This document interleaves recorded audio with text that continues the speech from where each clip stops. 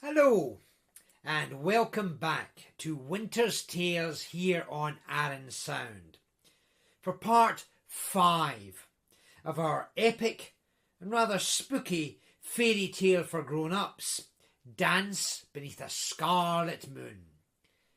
If you were listening to last week's episode, you'll be aware that our story shaded all the way over from the spooky into the downright scary. Heather, our protagonist, has witnessed her new husband James wandering off in the company of the mysterious and seductive Shona. She then saw Shona kill her husband with a single bite, before Shona transformed herself into a monstrous wolf, which pursued Heather all the way down Glen Ashdale. Stumbling across a cottage at the foot of the glen, Heather hammers at the door, crying for help. But that wolf is getting terribly near, looks set to make its final fatal leap and bite. At which point, let's rejoin our story.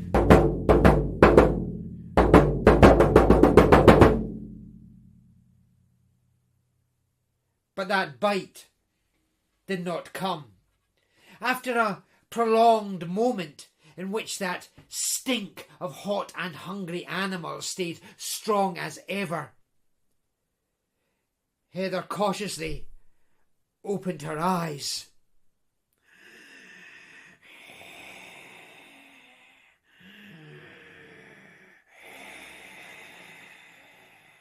The wolf was still there, still staring at her, a froth around its bared fangs.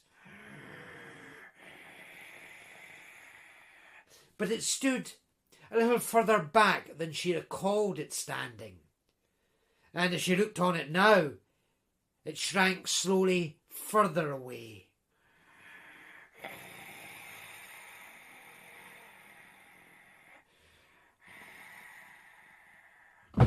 The door at her back opened, almost sending her falling to the floor within, a shaft of warm light shining out across the yard in front of the house. Even as it touched the beast, the creature seemed to melt away into the darkness between the nearmost trees.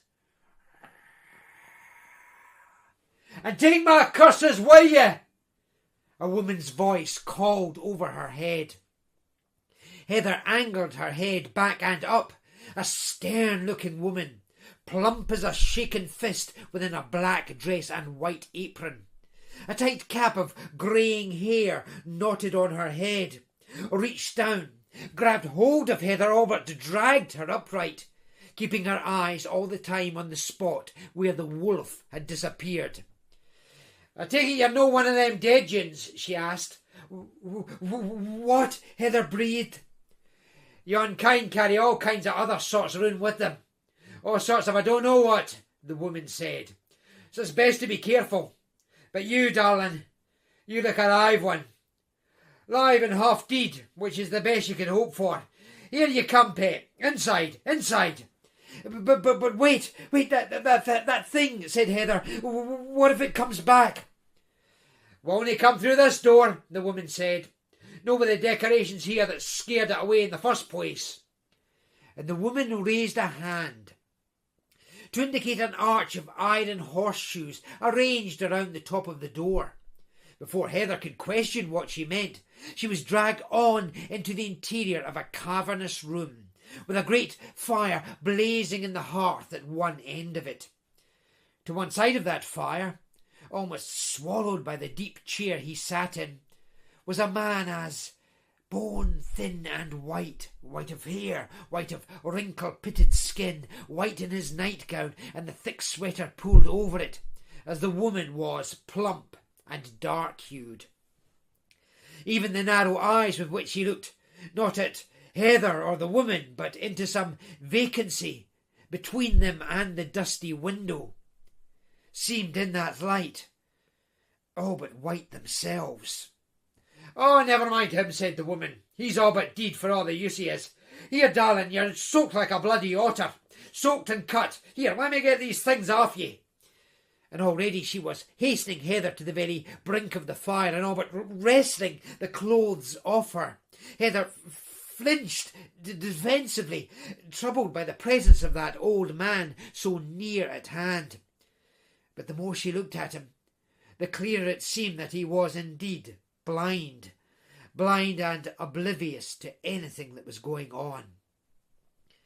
Then Heather was distracted from this as the chemise was dragged painfully off her back, the sharp pang reminding her of the clawing the wolf had given her across the shoulder blades just short of the door. "Aye, you don't need bathing," the woman said, getting the rest of her clothing off her, before grabbing a woolen wrap off the back of another chair and winding it about a body belatedly convulsed with shiverings. "Though I dare say you're lucky getting away with a few scratches, however deeply run."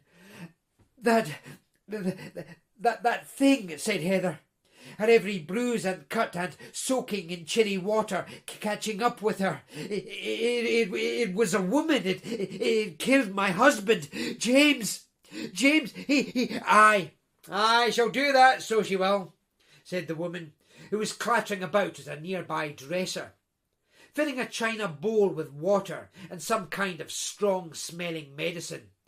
"Your man wouldn't be the first." What? I don't understand. She was a woman, and then she became. I don't understand. "You're no meant to understand," said the woman, stepping back towards her. "She's from a place doesn't make our kind of sense." "Who is she? What is she?" "We don't have a word for it. No in the English. Back in the old days, they had a word. Baobhan Sith was what they said in the old Gaelic. Having a word didn't make her any less deadly, mind." Baobhan, stand still," the woman said, stepping directly behind Heather. "These cuts here is crying out for a cleaning up." Wait, said Heather. The she, I heard that before. This is something to do with stand still, I'm telling you, Hen. This is going to hurt. To do with fairies. But that was no fairy. That was a monster, a murdering. "You're no from about here, are ye?" the woman said. "What?" "Folk talk about fairies and don't know what they're talking about. Round here, well, in here at least, this house, we know fine well. Here, darling." There was a sudden jab of agony, sorer by far than the original clawing had felt, as a cloth soaked in whatever salve the woman had prepared was applied to the open cuts across Heather's back. She reeled, stinging tears flooding her eyes, a rush of images, recollections of every horror which had preceded that clawing, flooding her mind, colder, harsher, sorer by far than the torrent in which she had almost drowned, and she dropped into darkness as hopelessly as she had earlier dropped into black water. This darkness too swept her further away. In that darkness, James was calling to her, calling desperately, ardently. She tried to struggle towards him, though she couldn't see him anywhere, couldn't see anything, the darkness thick about her as black cloth or dirt or no feathers, black stinking feathers, ravens' feathers. She woke, sat upright. She was in some narrow little bed, recessed into the wall of that same little room with its blazing fire. The pale old man still sat immobile in his chair by the hearth, staring blindly into space. The woman reappeared, carrying towards Heather a little tray with a steaming bowl of what smelled like broth upon it. Heather saw she had been dressed while she slept in an outsized nightgown, a scratchy-feeling dressing gown knotted tight on top of it. "Here," said the woman, laying the tray across Heather's lap. "You put on with my medicine. Now let's see if you can't get through my mutton broth." Heather looked at the soup without feeling any real appetite for it. What you said about," she began, about her, about the Baobhan she. "Aye, that's who she is. A fairy, true, but a fairy from the old days, the ancient days, when folk knew better than to make light of these things. There's more than one kind of she, to be sure, and some of them are, well, no quite so bad. But her, she's the worst. A beauty, a lover, a seducer, but a blood drinker too. Takes the blood and the heart and the soul while she's at it. We took her into our house," said Heather. "She seemed so innocent, some local girl, lost, frightened by something she'd seen in the night. Gave her name as Shona, of all simple, ordinary things. That's no her name. She was fooling with you. Fooling with you, aye. Her true name is Skahach.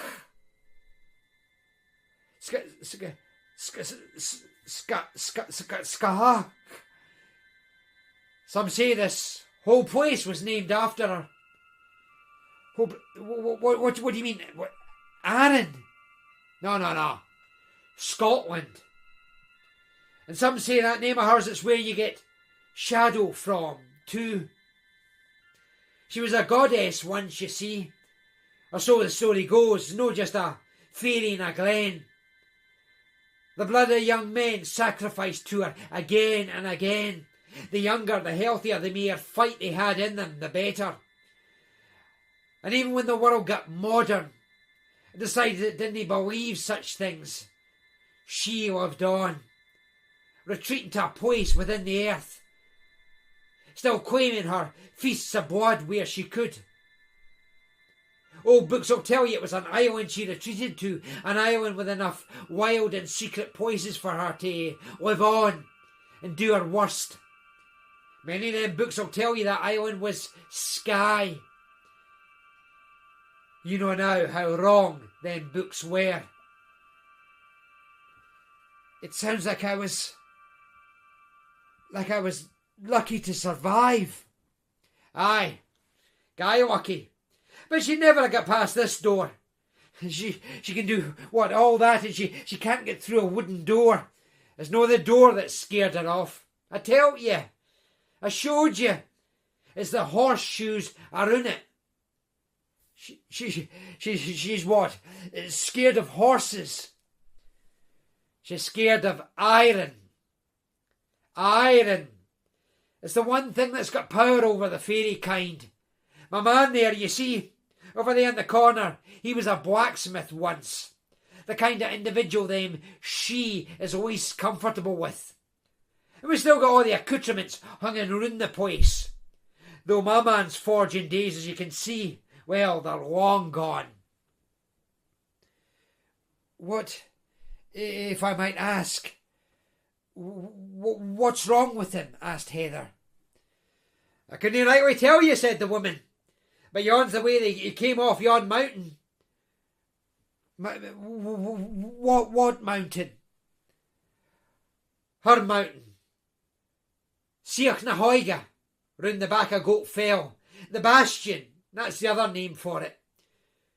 They say way up high in that mountain, there's a door in the rock, right near the top. And yon's the way into her kingdom. Wait, she mentioned something about a door in the mountains, ravens flying out, taking the flesh off the bones laid out by the giants' graves. Aye, that's the one. Well, we had a son, we had. Donald, fine young man. His father there, training him up for the blacksmith's trade. But our Donny, well, he had a bit of wildness in him, had that boy. And that wildness, it led him to her. And when she was finished, she left his body lying there, drained and dead, in Glen Rosa. So his father climbed that mountain to at least free his soul. His what? Asked Heather. It's like I tell you, said the woman. She takes the blood, and through the blood she takes the soul. Goes back to yon hidey hole of hers in the mountains. And there, so long as she's one drop of that blood left in her spit it she does, into a tiny red jar, or so they say. And in that jar, she's got all the souls of all the men whose blood she ever drunk, centuries worth of them, all trapped and bottled in there forevermore. And my Tam there, he wanted to free at least that part of the boy, his soul and all them other souls beside. So he forged an iron spike, knowing if he stuck it in the rock by that door of hers, the door would open and he'd get into her kingdom. I warned him against it, sore though I was in my mourning over our boy. But up he went. Men, you know, they like a fight. And what happened to him up there, well, I can't rightly say. All I know is what was found down in the glen, which is what sat in yon seat over there. Poor bugger. Blind. Deaf. White as a ghost, white as bone, barely move it can. Devil of a time I've got slipping some of this broth past his white lips sometimes. But it's all the man I've got left. Here, said Heather, handing back the tray, the broth untouched, struggling out of the bed. Sorry, I'm not hungry. I have to go. Go, said the woman. Go where? What? Said Heather, trying to remember where the front door was. I don't know. You said souls. You said she's got there. I have to get there. I have to go there. Yes. I have to. Wait, darling. Hold on there. But Heather had found the door, wrenched it open, stumbling out into what she saw was a first hint of a silvery dawn glow about the glen. She wasn't aware she'd slept so long. A shiver belatedly alerted her to the fact she was walking upon the damp and slushy ground in bare feet. As she paused, the woman called from the door at her back. Don't you go wandering off now. You're in no state. And I sent word down to the village, and there'll be someone any moment, someone. But as Heather looked ahead again, towards a thin mist clinging about the trees nearer the water, she saw a figure step towards her, a black and damp cloak fluttering about its shoulders. There you are, called the woman. About bloody time. The figure stepped closer. Heather backed away a step. The figure strode clear of the mist, became more distinctly that of a police constable. He gave a little tip of his cap, the face beneath solemn and grey as a stone from the riverbed. I took a wee look round, Morag, he said to the woman. Up there. His broad head nudged itself towards the higher ground, before his small dark eyes fixed themselves once again on the figure Heather presented. And you'll be young Mr. Hallgarth's wife. I'm Heather Hallgarth, yes. Morag, he said, can we make use of your parlour? Step in, said the woman, Morag. I'll brew a wee cup of tea. Find a wee bit something to put in it, maybe. Aye, we might need that, said the constable. If you've a wee slice of bacon, that's twice as good. I've no had my breakfast yet. Wait, said Heather. What do you mean? It's better if we talk about it inside, said the policeman. No, Heather insisted. Talk to me here. What is it? Mrs. Hallgarth. My husband. Yes, Mrs. Hallgarth. Your husband. He's dead, she said. The policeman was standing close now. He squinted at her through the early morning gloom. That's right, Mrs. Hallgarth.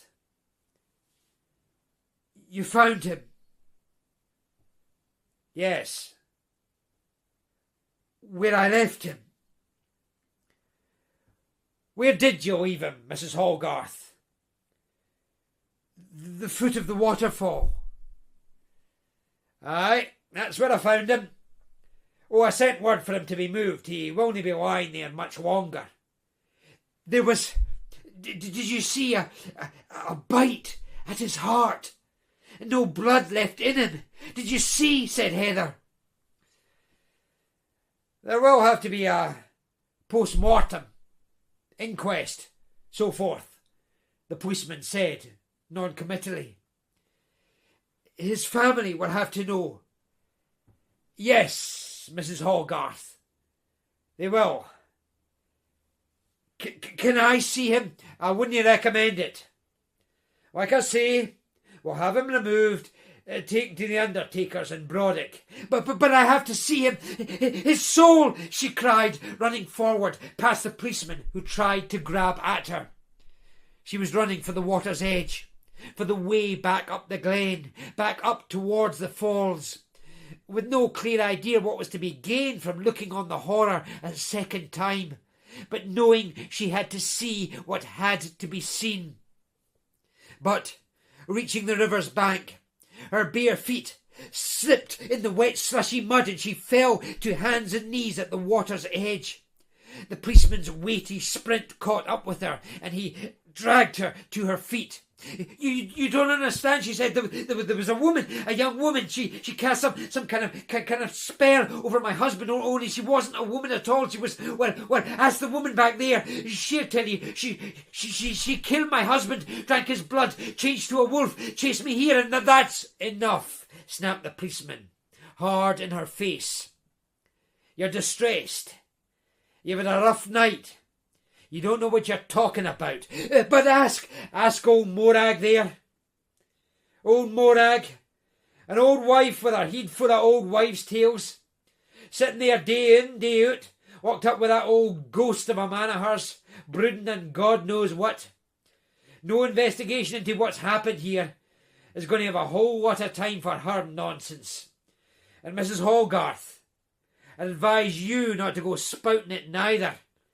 Not if you're after getting more support than suspicion from the proper authorities round here. But I know what I saw. And I know what I'm seeing here as an experienced police officer. What I'm seeing, forgive me, is a rather hysterical young woman who's had a rough night and is standing here now half naked in a state of, dare I say it, emotional distress. You're in no condition to know what you're talking about. And you are... The policeman chewed on his lower lip a second, then said,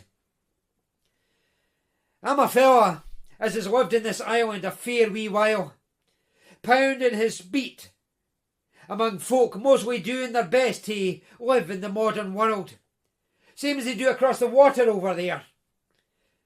Kind of folk who are friendly to the tourists when it's the season. Kind of folk who get on with business and building a life. A modern life, same as folk in Glasgow or Irvine or God knows where.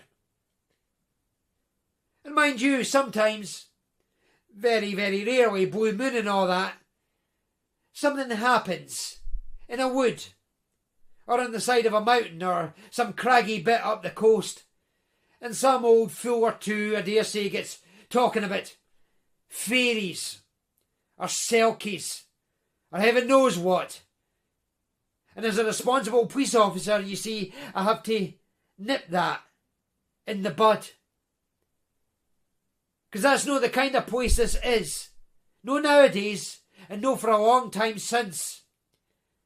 And if folk who've maybe got a wee bit frightened in the dark, get in the mood for believing that kind of nonsense, or even think they've seen things, it's down to me and the likes of me to take them in hand and lead them gently back to the real world, the real modern world which Arran belongs to, like I say. Your husband, yes, is up there, Mrs. Hogarth. And yes, he's dead. And it's fallen down a waterfall, I'd suggest, and more to do with that than any fairies. So why don't you get dressed and back to your house up there, and see about contacting your husband's family, and we'll start beginning to sort out the formalities. And I'm sure the doctor can give you a wee sedative if you're still not quite up to handling all those hard realities. Hard realities, I'm afraid, being all the realities around here this morning. And he led her back towards the cottage. Her damp clothes hung above that blazing fire had dried. Morag provided her with a thick coat to wrap around her, and while she dressed, the constable and Morag had an audibly tetchy discussion in the adjoining kitchen, the policeman plainly giving her an even harsher talking to about the non-existent supernatural.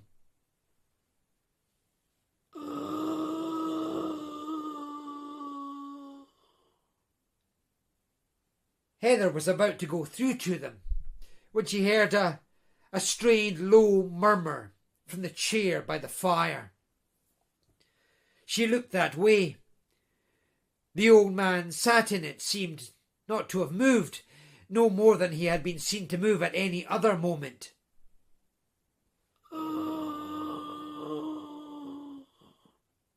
But as she looked away again, there came another low sob.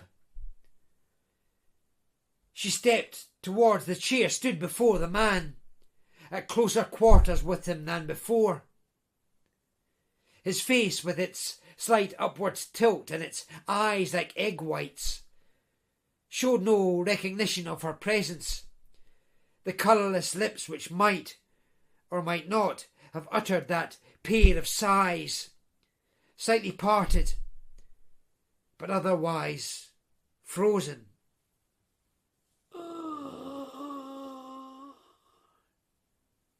Heather was about to step away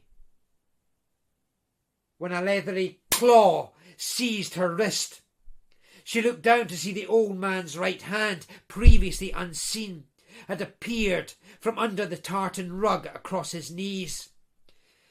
The hand was white and wrinkled as the rest of him, with the barest, thinnest, fleshy draping of the bones beneath, his fingernails, by contrast, showing several bruisings of purple and blue and black. She looked again to the face, but there was no shift in its position, still no hint of sight in the eyes. But she sensed further movement below and looked down to see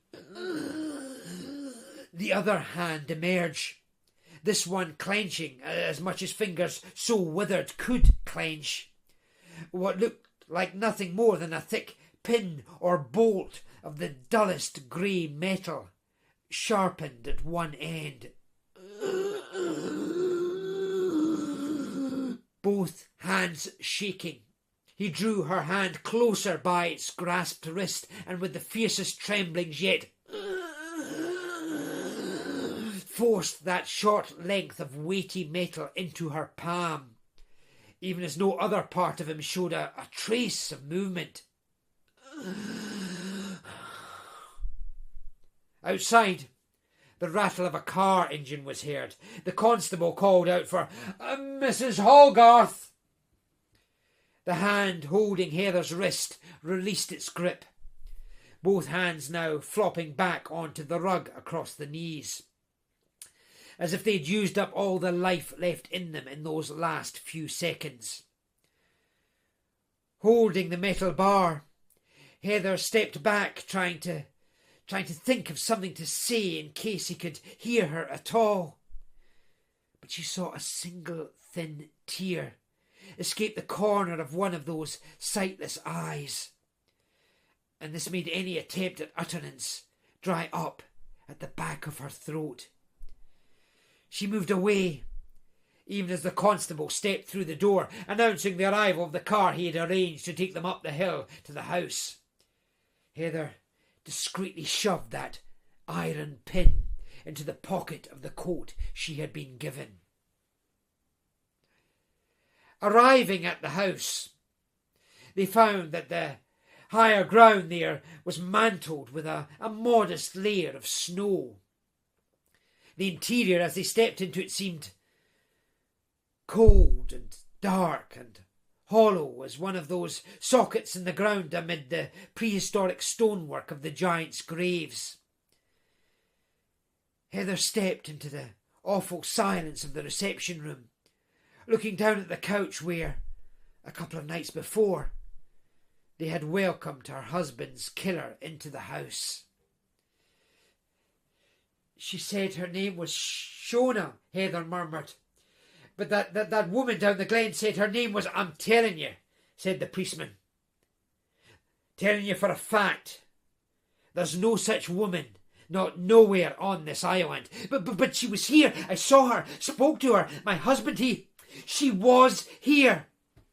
And I've been a policeman on this island for 15 years, and I'm telling you, you will only find a woman anywhere on this island fitting her description.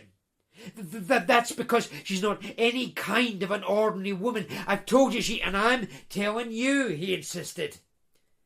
I've heard this kind of thing before, and I've looked into it, and there was nothing and no one to find. You've heard about her? Heather pressed. I've told you, I've heard nothing that made any sense where a policeman was concerned. Now look, outside, there's the doctor, said the constable, looking over her shoulder towards the bay window as a figure on horseback drew up alongside. But I must find her. You have to find her before she... Mrs. Hogarth, said the constable. Careful how you sound. Don't go talking about a fairy woman to the doctor there. It might stir the wrong kinds of suspicion about you. Suspicions, she said. About me. There's no such thing as the kind of thing I think you're talking about, Mrs. Hogarth, he said. I've looked into it. And those who talk about those things too much, well, people, sensible people, will always suspect they're talking about them to keep from talking about other things.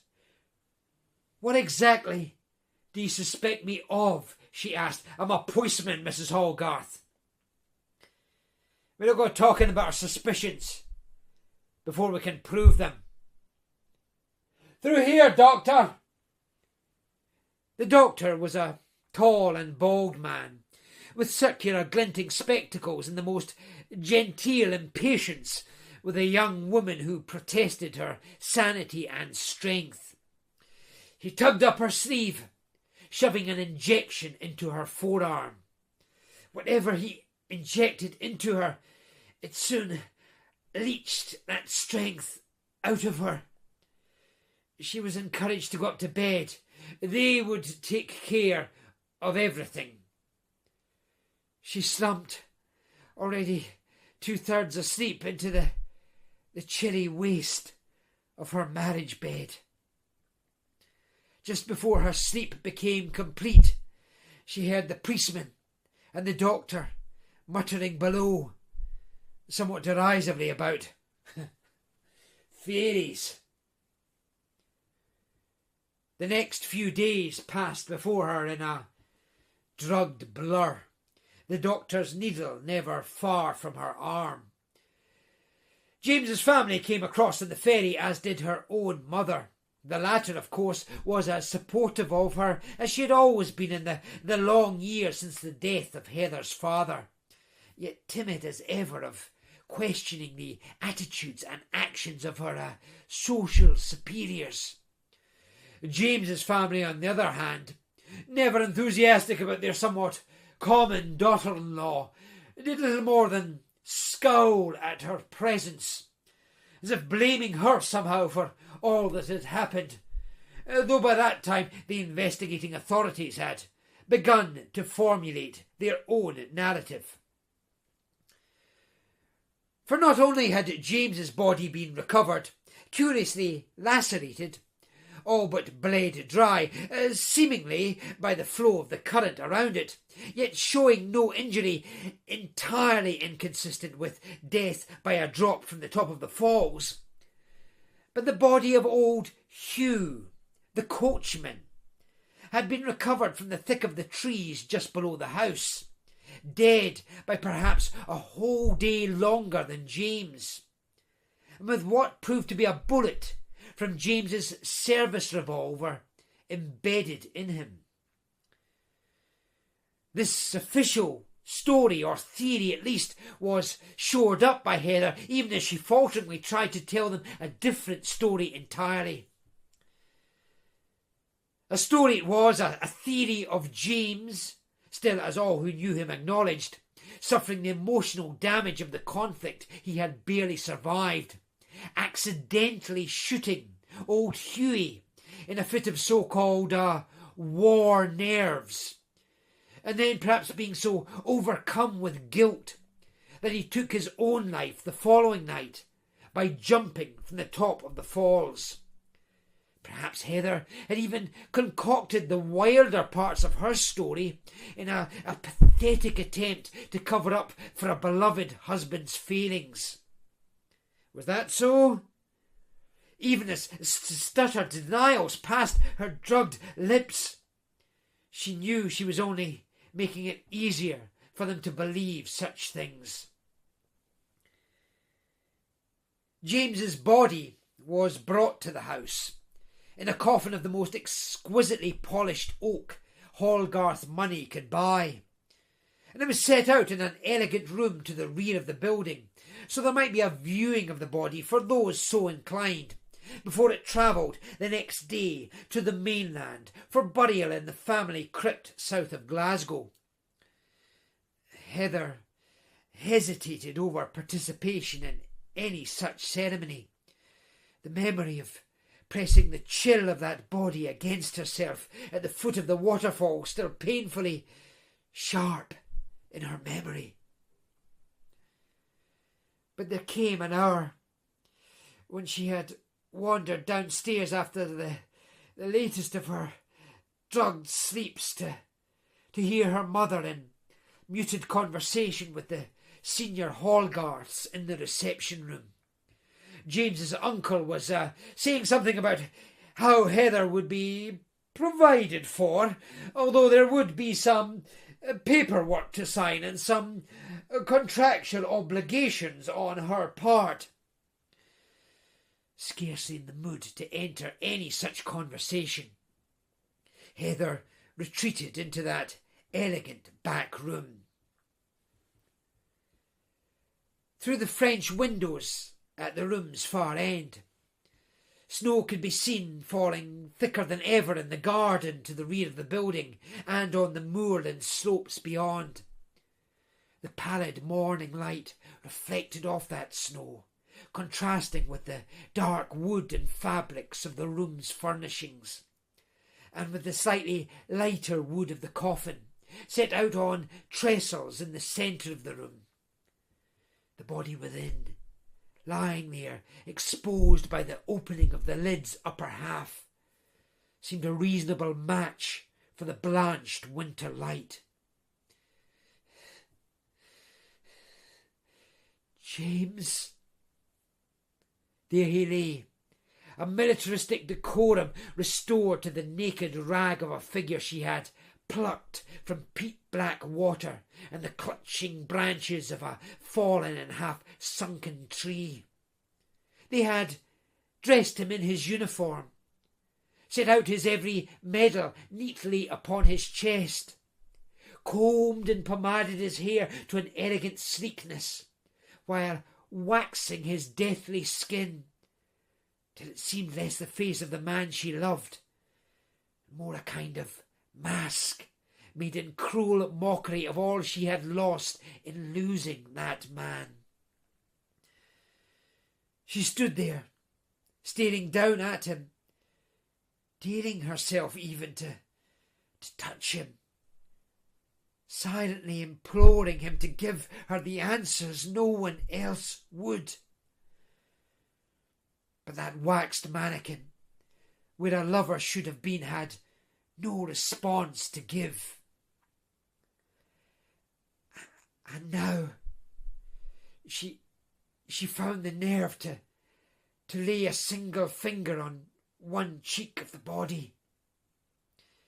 The finger shuddered back instantly. The face didn't seem like human skin at all. A thick snowflake landed on it and failed to melt. It was only when a second snowflake did the same that she thought to wonder where they were coming from. A sharp chill ran through her. She turned. The French windows had blown wide open, though she had not heard them do so. Snow was blowing wildly into the room's interior. She stepped across to push the French windows closed, but as she neared them, she saw the snowfall intensify outside, thickening and brightening until it almost resembled the curtain of tumbling water formed by the falls on the night she had lost James. Something moved about in the thick of that whiteness, a pinkish smear of something, as hard to make out as a dark cloaked figure would have been in an atmosphere of thickest shadow. Rather than close the French windows, she stepped through them, treading her slippered feet down a step onto the snowy lawn. And as she stepped further through the air's dense, icy flutterings, the figure which was beckoning to her flickered into clearer view. James? Yes. Yes. It was James. Stood there quite naked, oblivious to the cold, yet more like the living man than that effigy in the wooden box at her back. He urged her closer to him with another little flit of his outstretched finger. But when she reached out to him, the hand made a cautioning gesture with an upheld palm. You can't touch. Not now, he said. Too far. Too far away. James, she breathed. Is it you? What's left, he said. What she took with her kiss. What's trapped in her kingdom. My soul, my ghost. It's trapped there, still, this here. This that you see, this is nothing. Just an echo of me, cast your way in desperation, in sorrow. An echo of my soul's trapped and lonely cry. I heard of that, she said. An old woman told me. She keeps a tiny jar in which she holds all those souls. Tiny, he replied. Tiny outside. But inside it's vast as hell. Deep and hollow and dark as the heart of the earth itself. We're all drowning there. Suffocating, tangled about one another, and the older ones there whisper that we'll do so eternally. No, she said, wherever you are, wherever she's trapped you, I'll come, I'll smash that jar, I'll set you free, I swear it. You can't, he said. You can't, it's too dangerous. I love you, she replied. I'll risk anything for you. Dead or alive, I'll come for you. I'm coming now. She reached out. She grabbed his cautioning hand. For an instant, she felt it within her grasp as if it had been living flesh and bone. But then, As she turned her hand, she saw it filled with nothing but clumped snowflakes, and when she looked up from the hand, she saw that he was gone. She clenched her hand into the tightest, angriest fist. She hurried back into the room and then across it, heading for the stairs, ignoring the legalistic conversation ongoing in the reception room. Upstairs, she dressed more warmly, dragged on her still dampish walking boots, retrieved that short iron spike from the drawer where she had hidden it. She took another glance at the book of walks and climbs on Arran, which James had brought with them, the page folded at Siach na Hoige. Was that how you pronounced it? Siach na Hoige, however it was pronounced. She would find it. She would climb it. She cast the book aside. She knew exactly what she was going to do. Wrapping a scarf about her head, she crept past the chatter and what was now the clinking of teacups and whisky glasses from the reception room, continuing on across the room that held the open coffin as if it contained nothing that meant anything to her at all. Drawing on her gloves by the open French windows, she hastened out into the snowy silence of the late morning, knowing she had far to go, but knowing she would get there, however far the distance, however high the climb, however terrible the forces that might try to stop her.